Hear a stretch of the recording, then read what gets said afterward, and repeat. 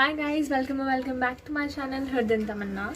और इस बार मुझे इन्फॉर्म करना था आप लोगों को रिगार्डिंग स्कॉलरशिप। बहुत सारे लोग स्कॉलरशिप के बारे में पूछ रहे हैं। दो मैंने अपनी वीडियो में बताया है कि MP post matric scholarship apply होती है, but still so many of you were asking कि कैसे क्या होता है। तो सिर्फ ओबीसी, एससी एंड एसटी को मिलती है वो स्कॉलरशिप एंड जनरल को नहीं मिलती है।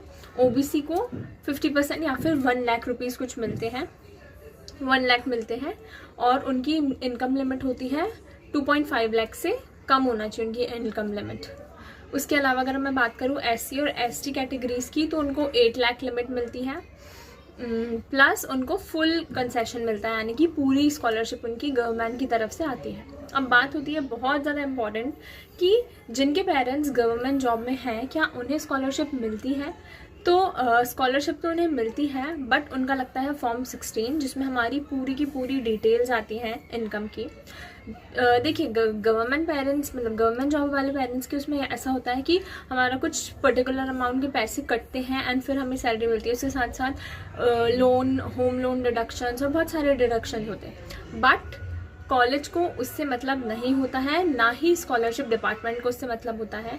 उनको मतलब होता है फॉर्म 16 से, जिसमें आपकी पूरी ग्रॉस इनकम लिखी होती है। ग्रॉस टोटल इनकम से मतलब नहीं है उन्हें, ग्रॉस इनकम से मतलब है, जो कि अगर 8 लाख से पार होगी तो वो लोग स्कॉलरशिप फॉर्म आगे नहीं भेजते हैं, क्योंकि क्रॉस चेक होता है।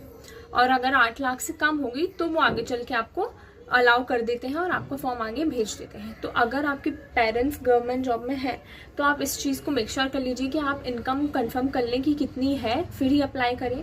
क्योंकि अगर हमने अप्लाई कर दी और फिर बाद में 8 लाख से ज़्यादा निकलता है तो ये हो सकता है कि फिर आपको अपनी जेब से फीस भरना पड़े। और सबकी अगर आप एबल नहीं है उस चीज़ के लिए, तो आपको फिर कहीं से भी भरना ही पड़ेगा, क्योंकि आफ्टर ऑल प्राइवेट कॉलेज है, आपको फीस पे करना ही होती है, कोई और ऑप्शन नहीं बचता है इसके अलावा। तो फिर आपको लोन की तरफ जाना पड़ेगा। तो उससे बचना हो तो आप ये चीज़ पहले ही कंफर्म कर लीजिए, क्लियर कर लीजिए।